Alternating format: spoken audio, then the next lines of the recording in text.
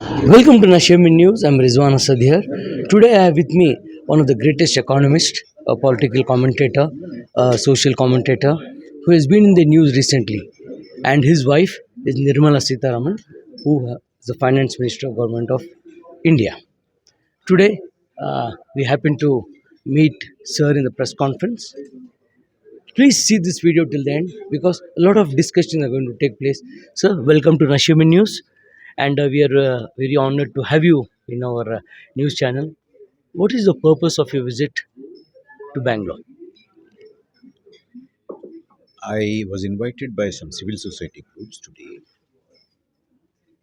to participate in a press conference and talk about what are the issues today confronting the people just before they go to the polling booths and decide on the next government. So I thought I would take this opportunity and talk about the economic issues that are plaguing the country. That is the reason why I came here. So you have been very vocal recently, talking on the electoral bonds and the forthcoming election today. The first phase has started, where 102 seats in 21 states are going on. So what have you to say about this 2024 elections? Because I've heard you in other programs of my friends' channels that this election is very crucial. And why is it crucial? It is crucial because for the last 10 years, this ruling party, this dispensation, is destroying India in every aspect. Its economy is in a mess. Its secularism is completely compromised. Its federal structure is under severe strain. Every institution is now under threat. Unemployment is at the highest. Inequality is at the highest. Price rise is also is intolerable. Hunger index. Hunger index, we are very low. Even if you look at the child nutrition and child wasting, we are in a very bad shape. Although the government says that we are really the fifth largest economy, but in terms of per capita income, we are at the 140th rank. So if this continues, India will be in a very dire straits. So, but the government says they are the fifth largest economy, and we are touching the 5 trillion economy. So, what have you to say about this? See, if what the government says is right, then the government should also talk about where are we in terms of per capita income. We are 140th in per capita income, and the government is not bothered about that. If we are really doing well, why is it that the government has decided to give free ration to 82 crore people? Why our unemployment is so high, especially the youth unemployment is so high? It's a historic high. Why is it that the domestic savings is at an all time low? Why is it that household debt is at an all time high? If you are doing very well, all these things should be in positive, but they are in the negative. So, all this talk about we are doing very well is very far from truth. Sir, you have been saying, from past 10 years, the BJP government. What is your view on the 10 years? What are the achievements they have done and what they have not done, and where they have led our country? Last 10 years, as I said, we have seen wholesale destruction. Our social fabric is destroyed. Our secular credentials are compromised. We are less and less plural.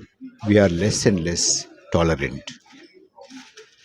there is an attempt to impose one country, one language, one country, one dress, one country, one religion, one country, one everything, one, which is striking at the root of our diversity and our plurality.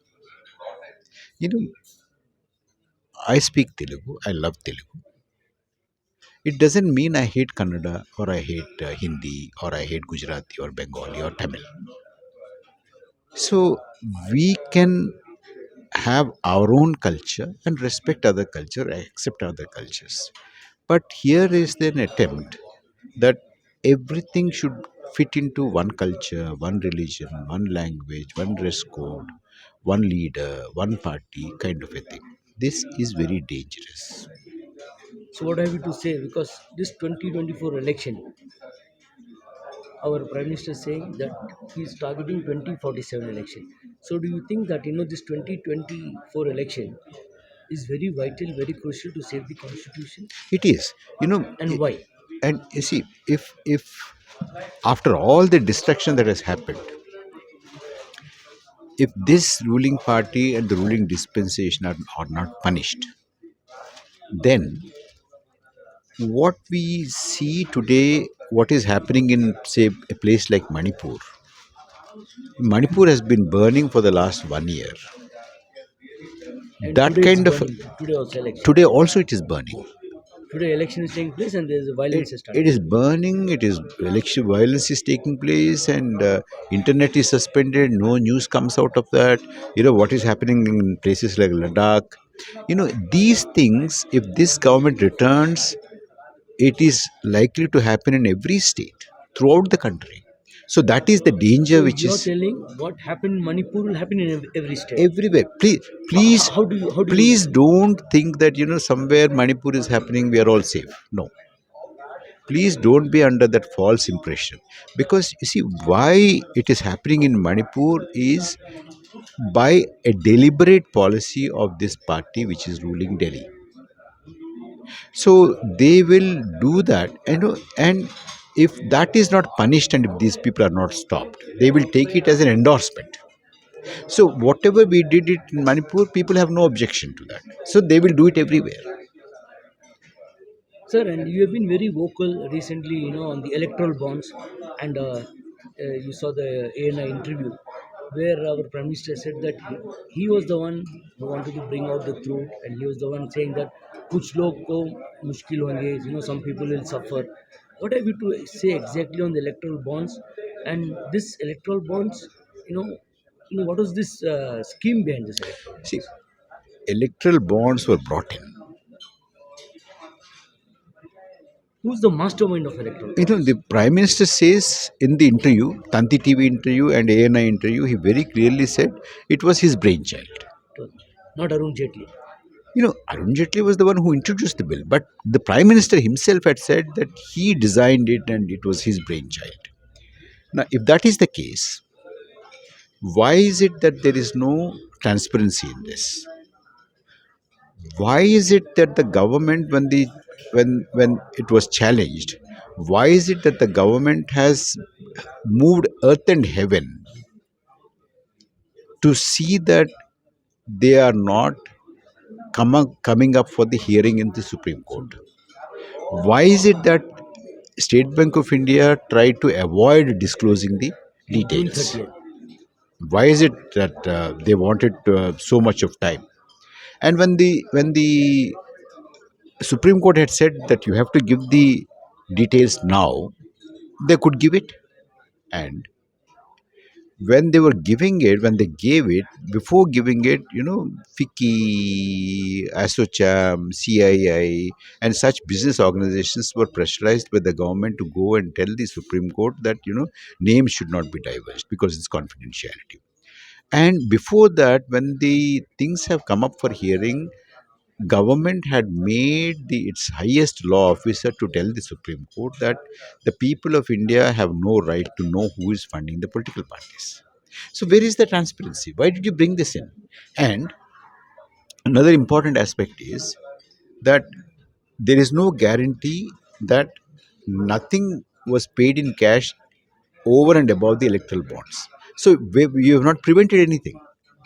And even the electoral bonds also, a lot of money laundering has taken place, is my suspicion, because firms that don't have that much of a profit have paid huge sums.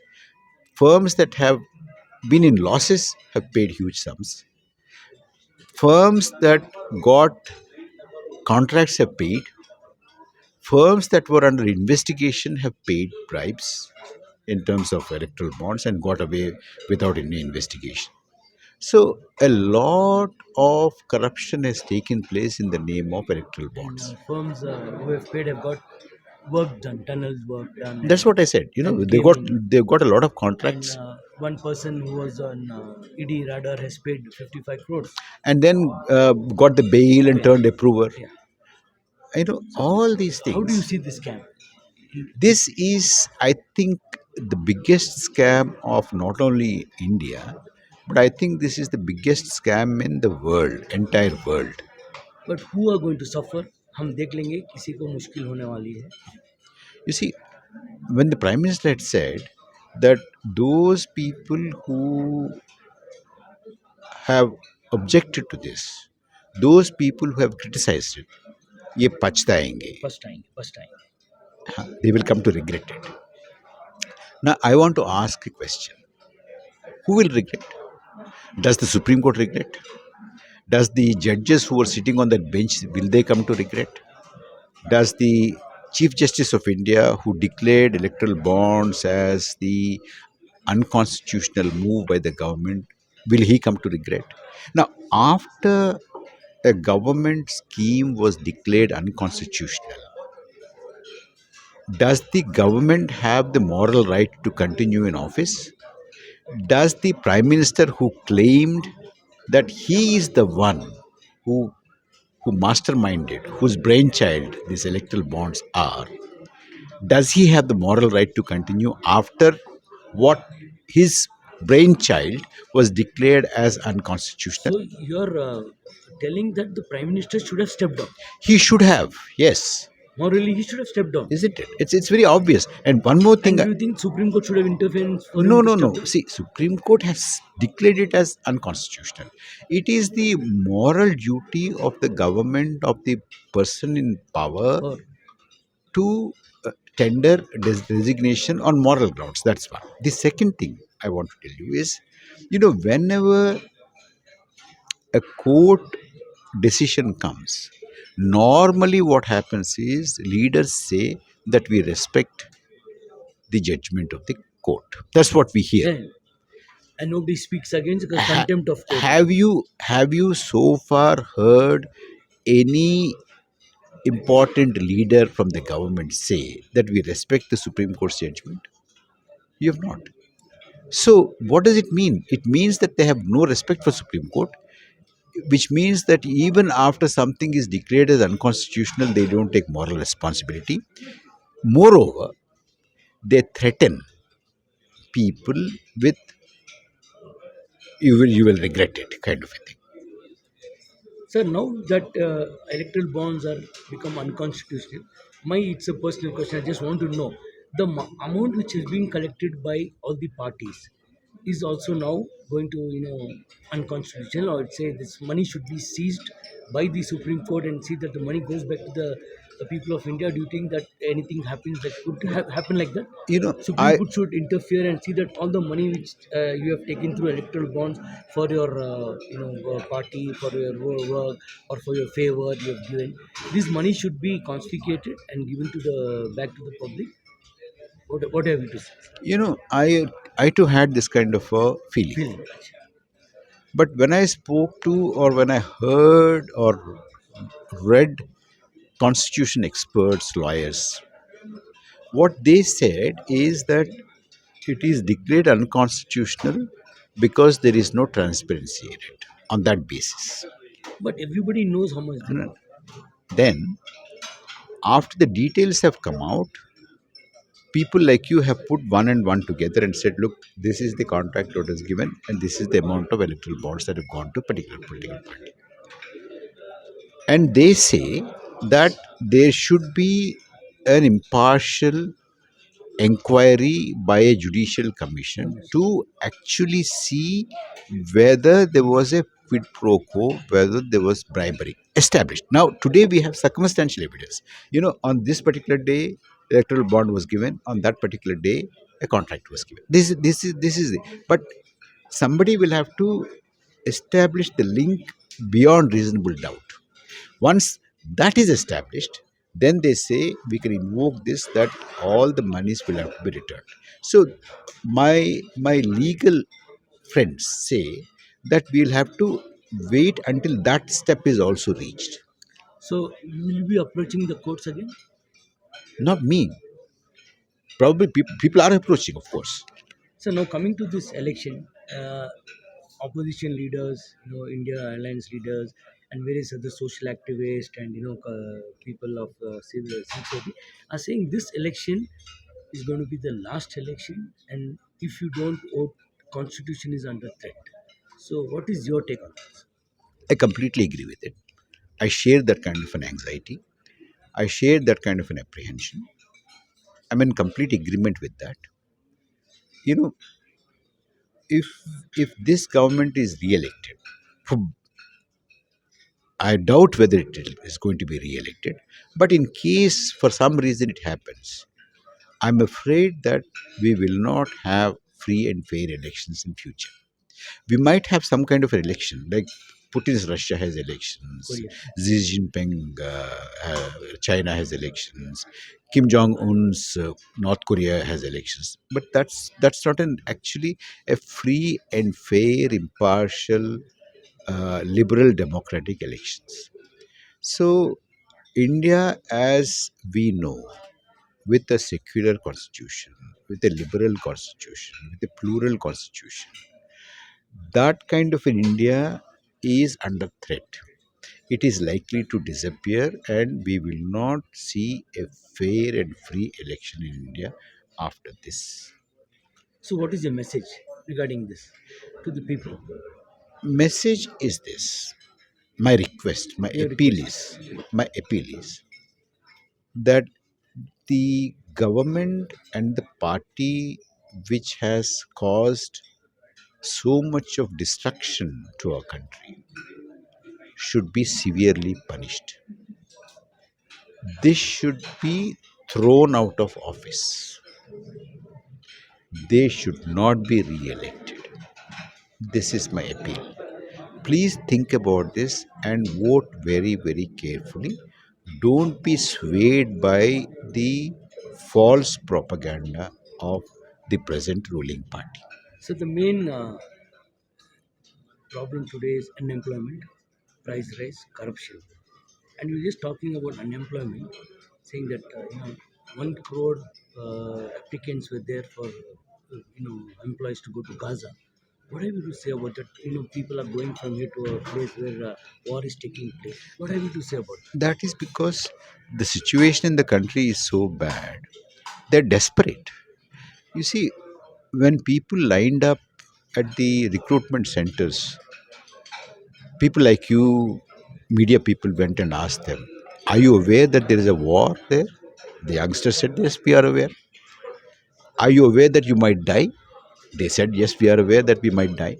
"Then why are you going?" The young people had said, "Sir, instead of dying here hungry, without job, without income, we will take a chance and go there. And if we live, we can work, eat, and send some money home. If we die, we die. But here, we live without jobs, hungry, we are not able to take care of our families. So we are making a choice, even at the risk of our lives, to go to Gaza to take a job." That is the kind of desperate situation that we are in, our youth is in today. So a lot of people have given up their citizenship. Many elite people. So what have you to say about it? Why their citizenship? There's an increase in giving up the Indian citizenship. That's again because of the economic distress.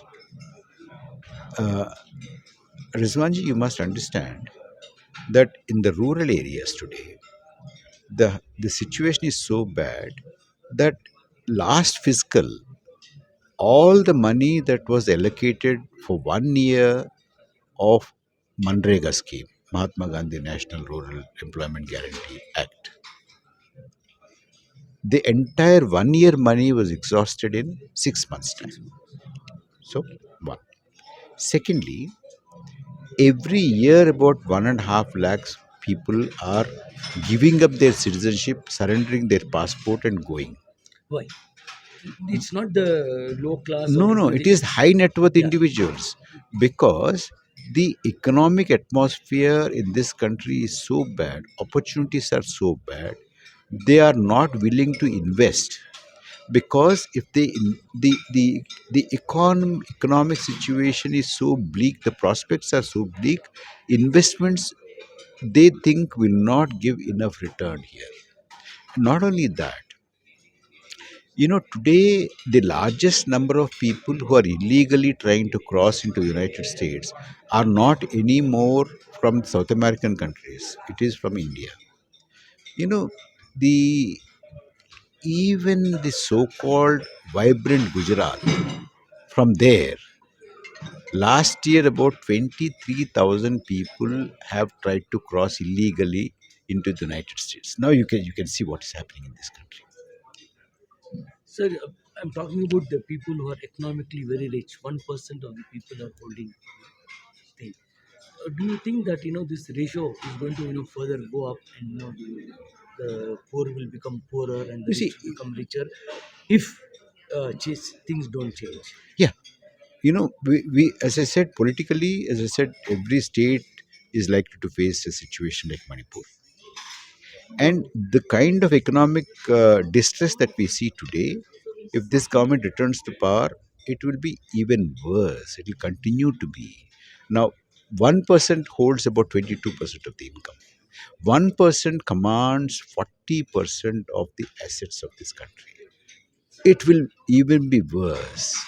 You know, 0.5%, 0.25%, even 0.10% might corner a large amount of resources and incomes in this country. Because you see, this government economic policy, if I have to summarize in one sentence, it is this: throw some 5 kilos of ration to poor people, give 5 airports to your rich friends.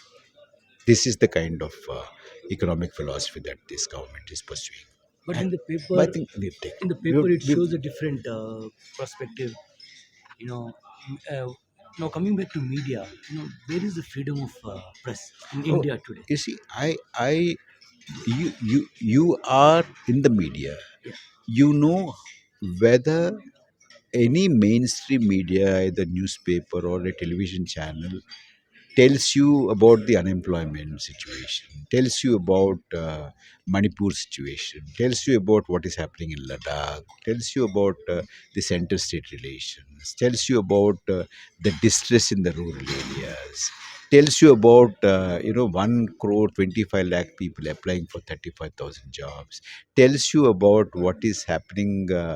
In so many people trying to illegally migrate into the United States, tells you about 5% lowest household saving in the country, tells you about the highest uh, household debt that is at 40% in the country. They don't talk about all this because they are all controlled.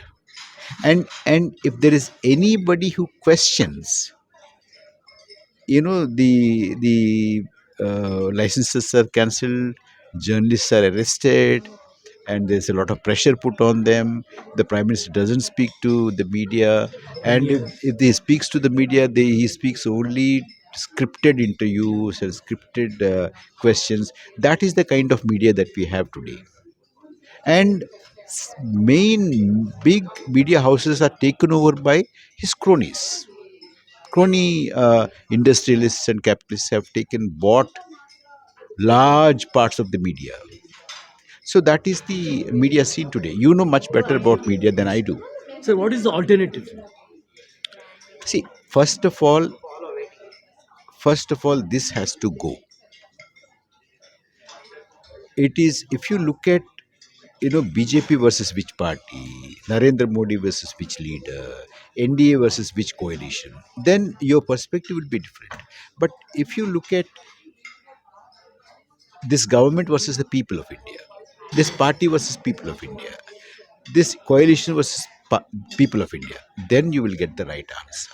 First of all, this government, which has indulged in such large scale destruction, should be severely punished. So you're No, speaking I so think, I no. think, So the last question: you're speaking so openly, and you've been so frank, very nice. Are you afraid of anything? you see, Last question. I do get a lot of calls. I do get a lot of trolling. I do get a lot of abuse. My friends also caution me. And there are people who come once in a while and say they don't talk like this and all that kind of thing. But I, as somebody who is a conscious citizen of this country, I think it's my duty to say what I know about the destruction that is happening in this country. I have to caution the people of this country. It was very nice speaking to Dr. Prabhakar. He spoke on various issues, and it remains to be seen whether what Dr. Prabhakar has told that go out for a better change. Rizwan Asad, Nashaman News.